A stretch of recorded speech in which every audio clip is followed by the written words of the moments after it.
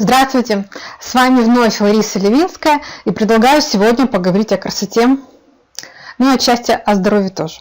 Все, конечно, мы без исключения мечтаем как можно дольше пребыть в репродуктивном возрасте. И если уже не прибыть, то, по крайней мере, казаться для противоположного пола именно в этом возрасте. Все начинают усиленно бороться с морщинами. Это, конечно, правильно. Но согласитесь, что далеко не только морщины выдают наш возраст. Вспомните, когда перед вами идет женщина, вы идете за ней. Даже со спины, не глядя на ее лицо, вы можете сказать, что это старушка или женщина уже пенсионного возраста.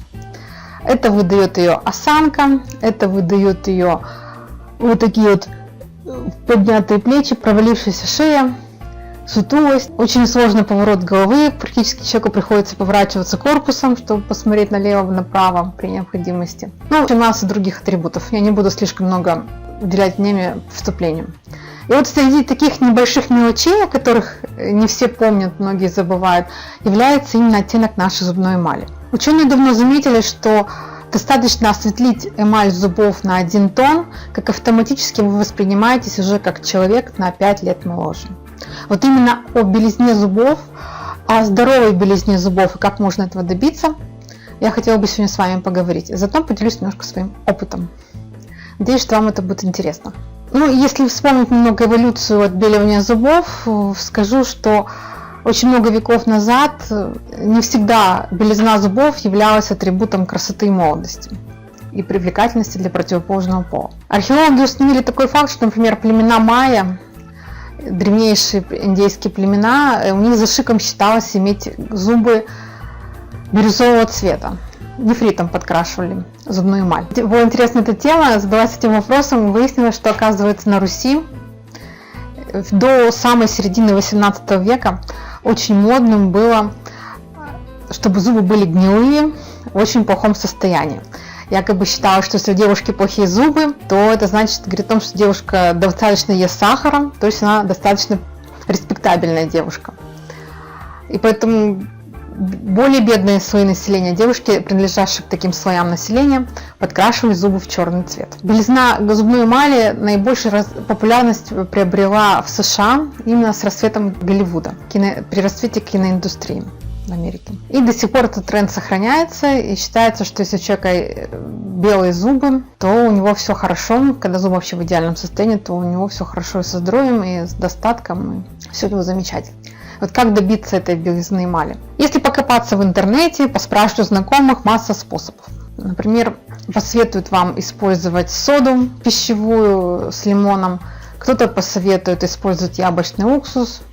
Можно купить просто полосочки для отбеливания зубов, но опять же они небезопасны, поскольку так или иначе они соприкасаются с деснами, а содержат они в себе перекись водорода. Вот в настоящий момент самым главным компонентом отбеливающим является перекись водорода. Это в масс-маркете в основном. Когда-то, еще в царские времена на Руси, прекрасницы перед тем, как отправиться на бал, сжигали древесный уголь, потому что знали о его свойствах отбеливать зубную эмаль. И вот именно благодаря чудесным свойствам древесного угля отбеливать зубную эмаль, разработчики продукции компании T&M создали вот такую уникальную щетку, очень необычную по форме, необычную по своему исполнению, с очень тоненькими щетинками. Эти щетинки покрыты древесным углем. Я думаю, что не часто вам приходилось видеть щетки, которые будут оказывать отбеливающий эффект. Эта щетка именно такая. Вот хочу поделиться своим опытом. Купила я эту щетку еще в конце ноября, будем считать, что перед самым Новым годом. Как только она появилась в продаже, как новинка, была уверена, что максимум месяца на 3. Я знала, читала, что эта щетка будет сама терять свой изначально черный цвет, пустынный цвет. Но думаю, месяца на 3 мне хватит. Хотя, конечно, цена дороже, чем наша привычная щеточка, вот такая вот силиконовая ворсинка. Это стоит 123 гривны, по каталогу это стоит 154 гривны. Каково же было мое удивление, когда я, купив новую щетку себе, утром использовала бамбуковую, а вечером использовала с ворсинками из силикона. Заметила, что прошло 3 месяца, прошло уже полгода, уже почти прошел год, а цвет бамбукового опыления на щетке практически не изменился. Если присмотреться, можно заметить, что чуть-чуть слегка кончики стали более светлыми. Думаю, с чем же сравнить?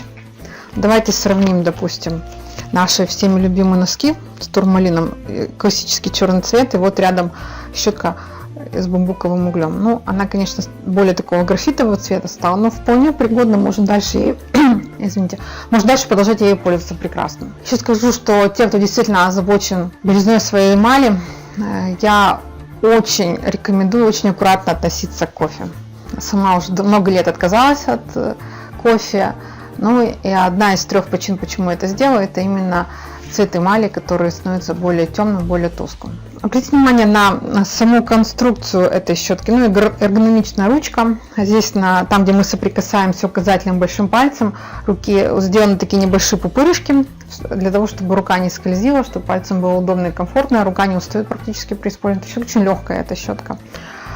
Классическая, да, стандартная длина для взрослой щетки 18 сантиметров, длина головки чуть-чуть больше 2 сантиметров.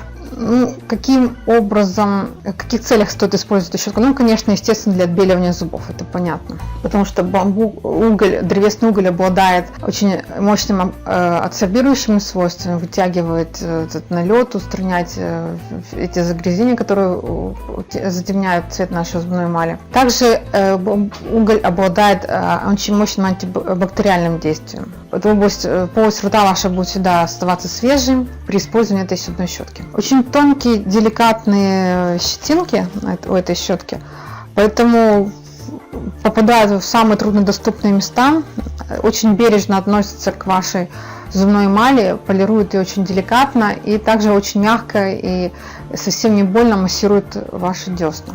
Поэтому люди, которые страдают воспаленными деснами, либо очень чувствительная зубная эмаль, рекомендую также использовать эту зубную щеточку. Особенно хорошо, если вы последуете моему примеру, утром будете использовать, допустим, эту щеточку, потому что утром рекомендуется больше отбеливать зубки, а вечером для сравнения использовать щетку, которая получше массирует десны. Вы почувствуете этот контраст. Также есть, знаете, у детей такой период, когда они еще дети, но уже пользуются взрослой косметикой, им как бы не солидно и не престижно. Вот именно для таких подростков на ранней стадии очень тоже советую использовать такую щеточку, как бы она уже взрослая, и в то же время головка маленькая, и вы таким образом пройдете с ними на компромисс. Это будет все-таки взрослая щетка. И все, что я вам хотела сказать. Поэтому подумайте, задумайтесь о белизне своих зубов, если вы действительно хотите быть подольше здоровым, подольше молодой. Надеюсь, что сегодняшнее видео было для вас полезным. Ставьте лайки, подписывайтесь на канал. С вами была Лариса Левинская. До скорой встречи.